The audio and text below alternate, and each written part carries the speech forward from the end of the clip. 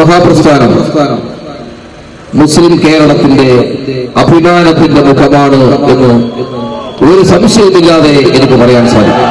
6 മണി മുതൽ ഞാനിവിടെ ഇരിക്കുക. സാധാരണഗതിയിൽ ഇത്രയധികം സമയം ഞാനൊരു പരിപാടിയിൽ ഇരിക്കാറില്ല. പക്ഷെ എന്നെ അത്ഭുതപ്പെടുത്തിയ ഒരു കാര്യം,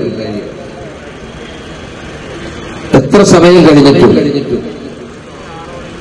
ആളുകളൊക്കെ പിരിഞ്ഞു പോവുകയല്ല,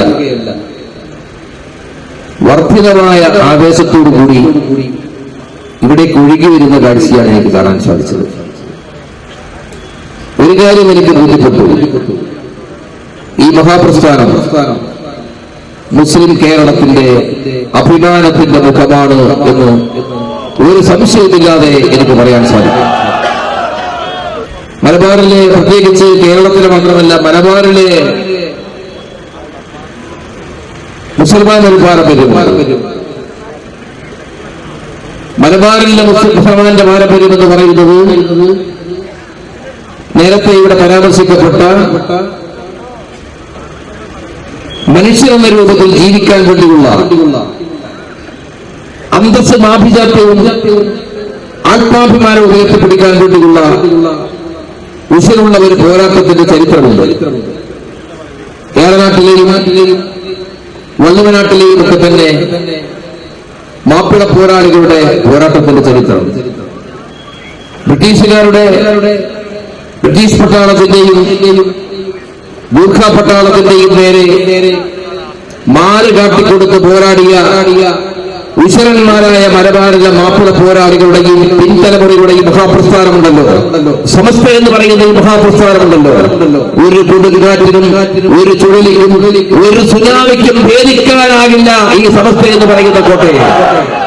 അതിന്റെ മഹാനായ നേതാവ് സയ്യിദ് ജിഫ്രി മുത്തുക്കോയ തങ്ങൾ എന്ന് പറയുന്ന സമസ്തയുടെ അധ്യക്ഷനെ കഴിഞ്ഞ ഏതാനും കാലമായി, ഏതാനും വർഷങ്ങളായി ഞാൻ അദ്ദേഹത്തിന്റെ ഓരോ കാര്യങ്ങളെ സംബന്ധിച്ചും അദ്ദേഹത്തിന്റെ പ്രസംഗങ്ങളെ സംബന്ധിച്ചും ഞാൻ ശ്രദ്ധാപൂർവ്വം വീക്ഷിക്കുന്ന ഒരാളാണ്.